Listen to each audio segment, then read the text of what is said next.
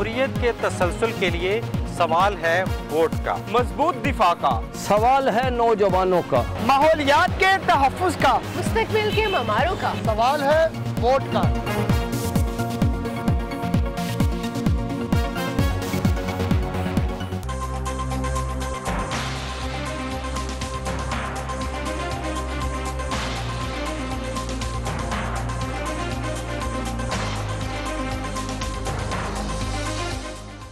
السلام علیکم، voice of America کے واشنگٹن اسٹوڈیو سے میں ہوں سارہ زمان۔ یہ ہے پروگرام ویو 360۔ آج کے شو میں طالبان قیادت کو مذاکرات کی میز پر لانے کے لیے آمادہ کرنے میں پاکستان اپنی کوششیں تیز کرے، امریکہ کا اسلام آباد کو پیغام، اور امریکی سپریم کورٹ میں جج کی تقرری، صدر ٹرمپ اور مخالفین کے درمیان ایک اور محاذ کھل گیا۔ پروگرام میں اور ہم آپ کے لیے کیا لے کر آئے ہیں، آئیے دیکھتے ہیں اس کی ایک جھلک۔ یہ ہے وائس آف امریکہ کی پیشکش ویو 360۔ افغانستان میں پوست کی کاشت میں کمی کی کوششیں کیوں ناکام ہو رہی ہیں؟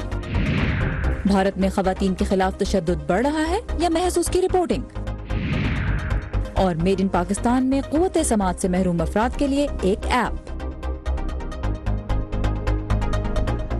امریکہ کے deputy assistant secretary of state Alice Wells اس وقت اسلام آباد کے دورے پر ہیں، جہاں وہ اعلیٰ قیادت سے ملاقات کر رہی ہیں۔ اس سے پہلے انہوں نے افغانستان کا دورہ کیا، جہاں کابل میں انہوں نے افغان حکومت کی جانب سے یک طرفہ جنگ بندی کا حوالہ دیتے ہوئے کہا کہ اس سے امن مذاکرات کی کوششوں کو تقویت ملی ہے اور اب طالبان کے پاس مذاکرات نہ کرنے کا جواز نہیں بچا۔ صدر اشرف غنی نے ہفتے کو 10 روزہ جنگ بندی ختم کی۔ امن مذاکرات میں تاخیر کی وجہ ایلس ویلز نے بیرون ملک موجود طالبان قیادت کو قرار دیا اور پاکستان پر تنقید کرتے ہوئے ان کا کہنا تھا کہ اس سے جن فیصلہ کن اقدامات کی توقع ہے پاکستان نے اب تک وہ نہیں کیے۔ پاکستان کا موقف یہ ہے کہ وہ افغانستان میں امن مذاکرات کی مکمل حمایت کرتا ہے۔ تو ایلس ویلز کے دورہ اسلام آباد کے بارے میں ہم مزید تفصیلات لیں گے وائس آف امریکہ کے نمائندہ ایاز گل سے، جو اس وقت اسلام آباد میں ہے۔ ایاز، یہ بتائیے گا کہ آج ایلس ویلز کن اہم پاکستانی شخصیات سے ملاقات کری، اور عام طور پہ ہم دیکھتے ہیں کہ کوئی جو خبر سامنے آتی ہے، جو پریس ریلیز سامنے آتی ہے، اس میں کوئی بہت نتیجہ خیز قسم کی کوئی پیش رفت نہیں ہوتی۔ آج کے دن کیا توقعات ہیں؟ حسب معمول وہی صورتحال آج بھی دیکھنے میں آئی ہے کہ ایک انتہائی خاموشی کے ساتھ ان کی ملاقاتوں کا سلسلہ جاری ہے، اور اس کی بنیادی وجہ یہی ہے کہ امریکہ اور پاکستان کے درمیان یہ نئے رابطے جو بحال ہوئے ہیں، اس میں طرفین نے اس بات پر اتفاق کیا ہے کہ جس قدر ممکن ہو سکے تو بات چیت کو میڈیا سے دور رکھا جائے، اور اس میں کیا طے پا رہا ہے اس حوالے سے پریس کو بہت کم انفارمیشن دی جاتی ہے۔ اور اس کی وجہ بھی یہی ہے کہ اس وقت افغانستان کے اندر ایک انتہائی نازک صورتحال ہے کہ طالبان کے ساتھ مذاکرات نہ ہونے کی صورت میں وہاں پہ تشدد دن بدن بڑھتا جا رہا ہے، اور یہی وجہ ہے کہ امریکہ اس بات پر زور دے رہا ہے، پاکستان کو یہ کہہ رہا ہے کہ آپ جو طالبان کی قیادت ان کے بقول پاکستان میں موجود ہے، انہیں راضی کریں اس بات پر کہ وہ افغان حکومت کے ساتھ مذاکرات کی میز پر بیٹھ کر اس طویل جنگ کے خاتمے کا کوئی حل نکالیں۔ اچھا، پچھلی دفعہ بھی ہم نے دیکھا ایلس ویلز نے یہاں کانگریس میں ایک سماعت کے دوران کہا کہ پاکستان سے جن فیصلہ کن اقدامات کی توقع ہے وہ نہیں ہو رہے۔ کابل میں پھر انہوں نے یہی بات دہرائی۔ اسلام آباد کا اس بارے میں کوئی آفیشلی کوئی رد عمل سامنے آیا ہے؟ جی بالکل، فوج کے ترجمان اور وزارت خارجہ کے جو ترجمان ہیں وہ بار بار حالیہ دنوں میں اس بات پر زور دے چکے ہیں کہ پاکستان اپنے تئیں جو بھی کوشش کر سکتا ہے اور کر رہا ہے، اور یہی وجہ ہے کہ جو پاکستان نے اپنی سرحد کے اوپر باڑ لگائی ہے، ان کا خیال ہے کہ جب یہ منصوبہ مکمل ہوتا ہے تو اس کی وجہ سے جو طالبان افغانستان کی جانب سے پاکستان آ کر یہاں پر چھپ کر کوئی منصوبہ بندی کرتے ہیں افغانستان میں حملوں کی، تو اس کو روکنے میں مدد ملے گی۔ لیکن ظاہر ہے کہ اس وقت امریکہ اور پاکستان کے تعلقات میں کشیدگی بدستور برقرار ہے، اور یہی وجہ ہے کہ جو اعتماد کا فقدان ہے اس کی وجہ سے طرفین کی طرف سے دونوں جانب سے جو بھی بیانات دیے جا رہے ہیں اس پر ایک دوسرے کی جانب سے شکوک و شبہات کا بھی اظہار مسلسل دیکھنے میں آ رہا ہے۔ اچھا، ہم نے دیکھا کہ صدر اشرف غنی نے اس ویکینڈ پہ جب جنگ بندی ختم کی تو اس کے ساتھ ہی انہوں نے پاکستان کے ساتھ جو حالیہ جو پیس پلان ہے اس پہ کچھ پیش رفت کا ذکر کیا، لیکن اس کی تفصیلات نہیں دی۔ اگر اسلام آباد کی بات کی جائے تو وہ اس ایکشن پلان پہ کس قسم کی پیش رفت کو فوکس میں لانا چاہتا ہے، اسپاٹ لائٹ میں لانا چاہ رہا ہے؟ دیکھیں، افغانوں کا مسلسل یہ مطالبہ رہا ہے کہ پاکستان کی سرزمین پر جو طالبان موجود ہیں ان کے خلاف کسی بھی، چاہے وہ قوت کا استعمال کیا جائے یا کسی طریقے سے ان کو مجبور کیا جائے کہ وہ واپس افغانستان جائیں اور افغان حکومت کے ساتھ بات چیت کے ذریعے معاملات کو حل کرنے کی کوشش کریں۔ لیکن پاکستان جو ہے یا پاکستان کی فوج کے ترجمان نے حالیہ دنوں میں بالکل یہ واضح کیا ہے کہ پاکستان کی سرزمین پر جو افغان ریفیوجیز یا افغان پناہ گزین موجود ہیں تقریباً 30 لاکھ کے قریب، ان آبادیوں میں ابھی بچے کچے طالبان پناہ لینے پہ ان کو ایک سہولت مہیا ہے، لہٰذا ان مہاجرین کو اگر واپس بھیج دیا جائے افغانستان تو شاید پاکستان کے لیے جو بچے کچے عناصر ہیں ان کو ختم کرنے میں آسانی ہو۔ لیکن فوج نے یہ بار بار واضح کیا ہے کہ کسی قسم کی طاقت جو ہے وہ اپنی سرزمین پر پاکستان ان افغانوں کے خلاف جو کہ افغانستان کے اندر کی کارروائیاں کر رہے ہیں استعمال نہیں کی جائے گی۔ اور یہی وہ بنیادی جو دونوں ملکوں کے درمیان کشیدگی کی بنیادی وجہ یہی ہے کہ افغان حکومت جس دہشت گردی کے خلاف جنگ میں پاکستان سے تعاون کی درخواست کر رہے ہیں یا مطالبہ کر رہے ہیں وہ یہی ہے کہ جو بھی طالبان پاکستانی سرزمین پر موجود ہیں انہیں ہر صورت چاہے وہ قوت کا استعمال ہی کیوں نہ کرنا پڑے واپس افغانستان بھیجا جائے۔ لیکن جیسے صدر غنی کا آپ نے جو ڈیل کا ذکر کیا ہے وہ ایک بڑا مبہم قسم کا ان کا بیان تھا 2 روز قبل، اور یہ اسی موقع پر انہوں نے دیا جب انہوں نے افغانستان کے اندر سیز فائر جو جنگ بندی کے خاتمے کا اعلان کیا۔ تو اپنی اس تقریر میں انہوں نے کہا کہ پاکستان سے وہ ایک بار پھر مدد کے طالب ہیں، اور ایک حوالے سے معاہدہ بھی ہو چکا ہے، لیکن وہ معاہدہ کیا ہے ظاہر ہے انہوں نے فی الحال کوئی اس کی تفصیلات نہیں دی، اور یہ اسی حکمت عملی کا نتیجہ ہے کہ میڈیا سے جس قدر دور ممکن ہو سکے ان بات چیت کو، خواہ وہ افغانستان پاکستان کے مابین ہے یا امریکہ اور پاکستان کے درمیان ہے، اسے دور رکھا جائے۔ اور ایلس ویلز کی پاکستان میں دورے سے متعلق تازہ ترین معلومات آپ پڑھ سکتے ہیں ہماری ویب سائٹ urduvoa.com پر۔ ایاز گل اسلام آباد سے ہمارے ساتھ ہے۔ Ayaz, thank you for this update. Thank you. اور ایک طرف ہم دیکھ رہے ہیں کہ امریکہ طالبان کو مذاکرات کی میز پھیلانے کی کوشش کر رہا ہے، لیکن اس کے ساتھ ہی طالبان پر میدان جنگ میں دباؤ بھی بڑھایا جا رہا ہے۔ اور اس حوالے سے امریکہ نے جو امریکی محکمہ دفاع ہے اس نے ایک تازہ ترین معلومات جاری کی ہیں جن میں طالبان کے مالی وسائل خصوصاً منشیات کے کاروبار کو نشانہ بنانے کے حوالے سے تفصیلات دی گئی ہیں۔ امریکی محکمہ دفاع کے مطابق اگست سے اب تک فضائی حملوں میں طالبان کو تقریباً $4.5 کروڑ کا نقصان پہنچا ہے، جبکہ امریکی ڈرگ انفورسمنٹ ایڈمنسٹریشن کی مدد سے بھی افغان عہدیداروں نے $1 کروڑ مالیت سے زیادہ کی منشیات ضبط کی ہیں۔ دوسری جانب ہم یہ دیکھ رہے ہیں کہ افغانستان میں تعمیر نو کے نگراں امریکی ادارے یا سگار نے اپنی رپورٹ میں یہ کہا ہے کہ 2017 میں افغانستان میں پوست کی کاشت میں 63% اضافہ ہوا، اور اب بھی اربوں ڈالر انسداد منشیات کے پروگرامز پہ خرچ کرنے کے باوجود اس کا کوئی خاطر خواہ نتیجہ سامنے نہیں آ رہا۔ اس کی وجہ کیا ہے جاننے کی کوشش کی ندیم یعقوب نے۔ امریکہ کے افغانستان میں تعمیر نو کے نگران ادارے سگار نے اپنی ایک تازہ رپورٹ میں کہا ہے کہ افغانستان میں پچھلے سال پوست کی کاشت میں سن 2016 کے مقابلے میں 63% اضافہ ہوا ہے، جس سے اعلیٰ کوالٹی کی 900 ٹن ہیروئن تیار کی جا سکتی ہے۔ رپورٹ میں انکشاف کیا گیا ہے کہ سن 2001 سے لے کر اب تک امریکہ افغانستان میں منشیات کے خاتمے کے لیے $8.5 ارب خرچ کر چکا ہے، لیکن اس کا کوئی فائدہ نہیں ہوا۔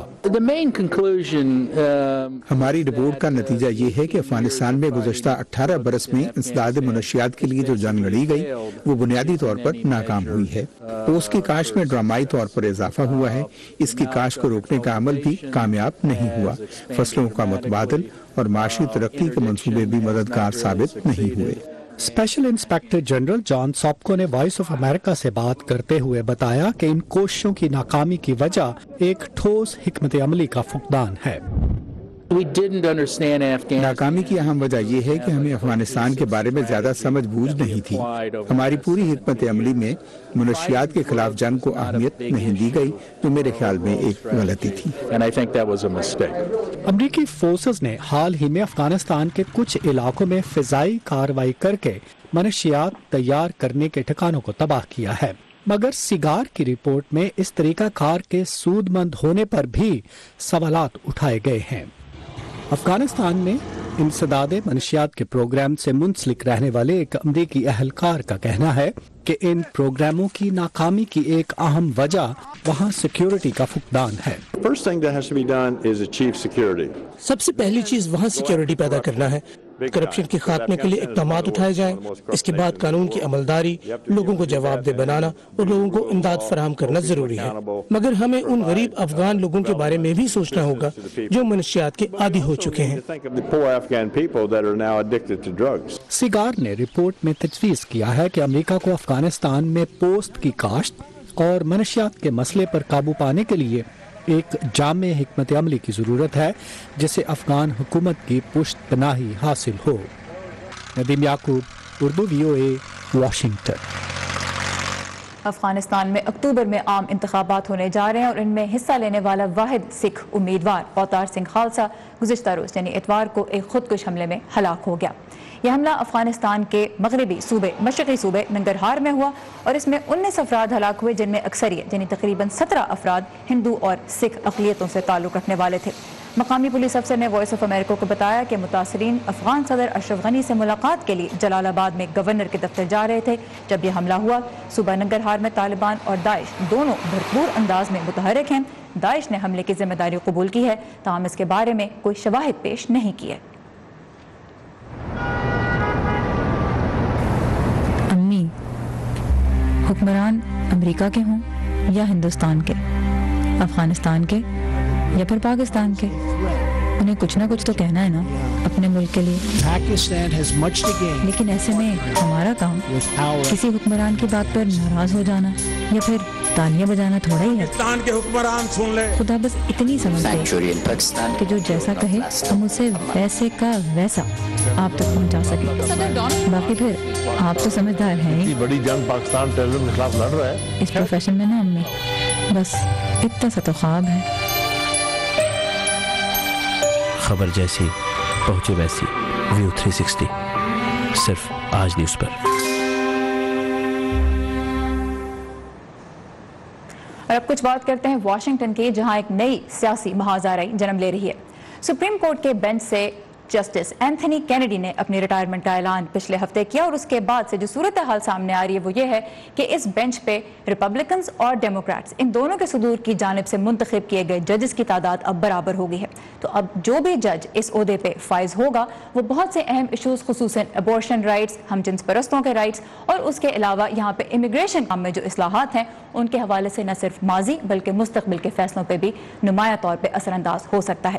اب صدر ٹرمپ یہ کہہ چکے ہیں کہ وہ ایک قدامت پسند نظریات کا حامل جج اس عہدے پہ فائز کرنا چاہتے ہیں، لیکن اس پر ان کو صرف حزب اختلاف کی ڈیموکریٹک پارٹی کی طرف سے ہی مخالفت کا سامنا نہیں بلکہ اب ان کی اپنی جماعت سے بھی اس کے خلاف آوازیں اٹھ رہی ہیں.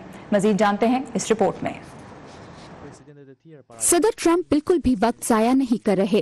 ایک ٹویٹ میں انہوں نے اعلان کیا ہے کہ وہ 9 جون کو سپریم کورٹ کے لیے امیدوار کے نام کا اعلان کریں گے. میں صحیح شخص کو منتخب کروں گا، ایسا شخص جو بہترین ہو. سینٹ میں ریپبلکن نمائندے نومبر کے مڈ ٹرم انتخابات سے پہلے جج کی توثیق کے لیے ووٹنگ کا وعدہ کر رہے ہیں.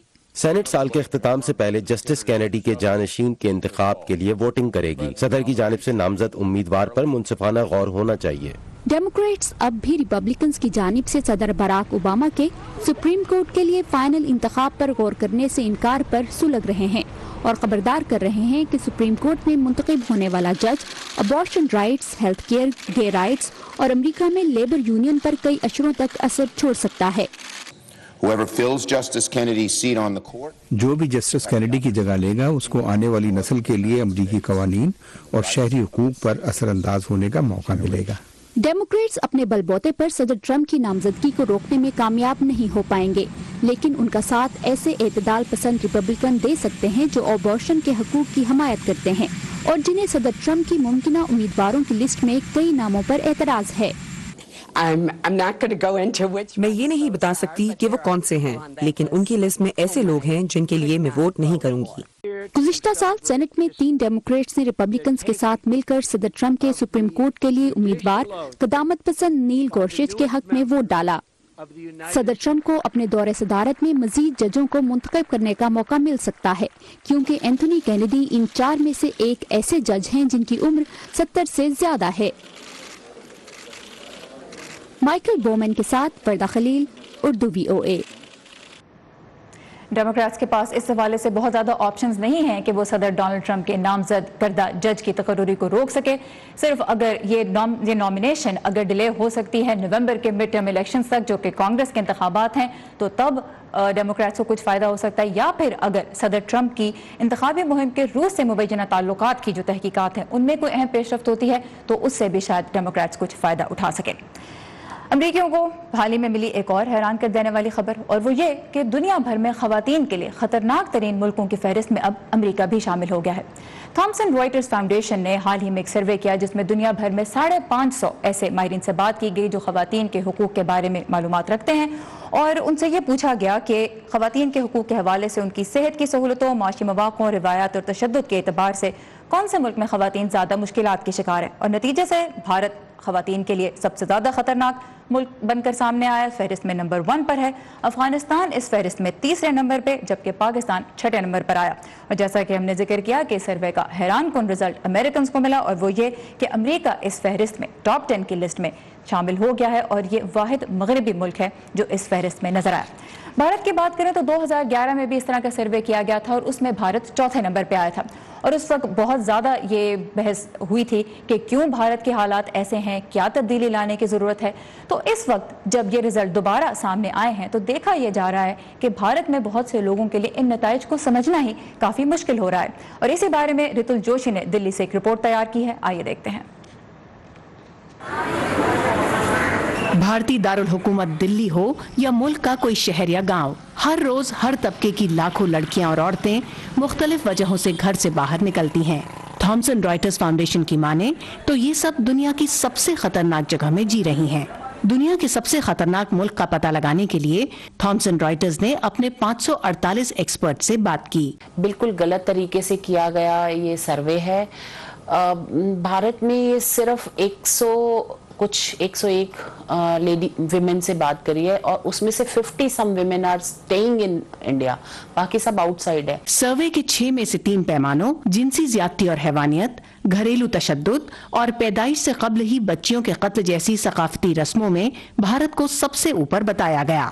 پورے ساؤتھ ایشیا کا جو علاقہ ہے یہاں پر جس کو ہم کہتے ہیں سن پریفرنس تیور ہے, اور اس کے چلتے بہت سی چیزیں ہوتی ہیں جن کو ہم ہتیائیں بھی کہتے ہیں, اور اتیاچار بھی الگ الگ قسم کے ہوتے ہیں.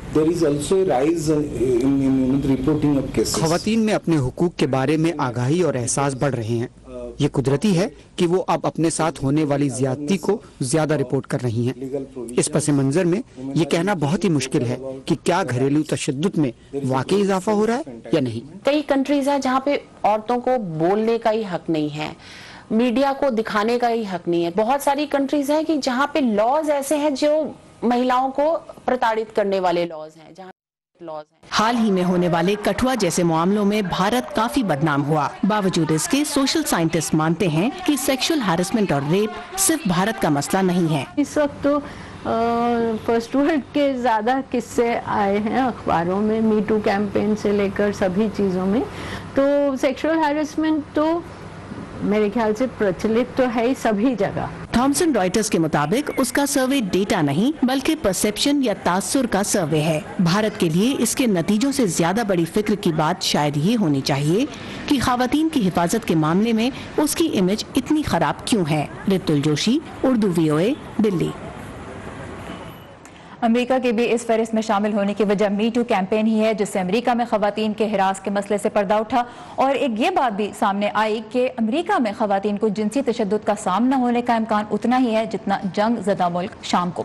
اس فہرست میں افغانستان دوسرے نمبر پہ نظر آیا. وہاں پہ وجہ یہ ہے کہ خواتین کو لڑائی کا نشانہ بننے کا خطرہ زیادہ ہے اور ان کے لیے معاشی اور صحت کی سہولتوں کے مواقع کم ہیں. لیکن دوسری جانب ہم یہ بھی دیکھ رہے ہیں کہ طالبان کی حکومت گرنے کے بعد سے اب تک خواتین کو جو وہاں تھوڑے بہت مواقع ملے ہیں اس کا فائدہ اٹھانے کی بھی انہوں نے کوشش کی ہے. تو آئیے آج کے شو میں ملتے ہیں افغانستان کی پہلی پیراگلائڈر خاتون اور ان کی ٹیم سے. یہ ہے لیدا حضوری, افغانستان کی پہلی پیراگلائڈر. وہ اڑنے کے لیے تیاری کر رہی ہیں. ان کی پہلی جمپ 6 سال پہلے ہوئی تھی جب انہوں نے ہمت کر کے 300 میٹر اونچے پہاڑ سے چھلانگ لگائی تھی. ہمیں بہت سی مشکلات رہی, لیکن اس سال ہم پیراگلائڈنگ فیڈریشن قائم کرنے میں کامیاب ہو گئے. میں خود 6 سال سے پیراگلائڈنگ کر رہی ہوں. और इन 6 सालों में हमने इतनी पैराग्लाइडिंग सीख ली है जितनी हम उम्मीद कर रहे थे। हजूरी कहती हैं कि कामयाब पैराग्लाइडिंग बहुत सी चीज़ों पर मुनहसर है, मसलन बदलता हुआ मौसम, हवा का रुख, बादलों की हियत, दर्जा हरारत और ज़मीन की साख। मुझे बहुत अच्छे तजर्बात हुए हैं। एक तजर्बा जिसमें मुझे बहुत मजा आया वो मेरी पहली उड़ान थी, जिसकी वजह से मैं आज तक पैराग्लाइडिंग कर रही हूँ। हजूरी कहती हैं तालिबान की हुकूमत के खात्मे के बाद से खवातीन के लिए बहुत से नए मौके पैदा हुए हैं। अफगानिस्तान में खवातीन की खेलों में शमूलियत बढ़ गई है और पैराग्लाइडिंग एक बहुत अच्छा स्पोर्ट है। अफगानिस्तान की पैराग्लाइडिंग टीम के 120 से ज्यादा मेंबर्स हैं, जिनमें से 20 खवातीन हैं। नवीद पोपल मुल्क में इस खेल के बानियों में से हैं। वो कहते हैं वो काबुल और उसके नवाह में प्रैक्टिस करते हैं। हम हफ्ते में 2 से 3 बार और कभी कभी 5 बार भी पैराग्लाइडिंग की प्रैक्टिस करते हैं। यहाँ काबुल में माली मुश्किलात और दूसरे मसाइल के बायस रोज मश्क करना मुश्किल है। कामयाबी के लिए पैराग्लाइडर्स का जज्बा मजबूत होना जरूरी है। पोपल कहते हैं कि हुजूरी जैसे टीम मेंबर्स नए पैराग्लाइडर्स के लिए हौसला अफजा हैं। अब जबकि ये टीम दुनिया की बेहतरीन उड़ान भरने वालों के साथ मुकाबले की तैयारी कर रही है। हिदायतुल्लाह नूरी के साथ सबा खान, उर्दू VOA।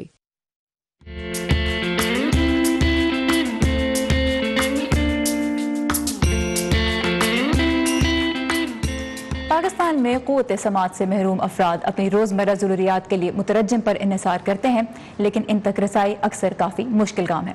आज के मेड इन पाकिस्तान में मिलते हैं कुछ नौजवानों से जिन्होंने इसी मसले का हल निकाला है एक ऐप के जरिए। आइए देखते हैं नासिर खान की ये रिपोर्ट।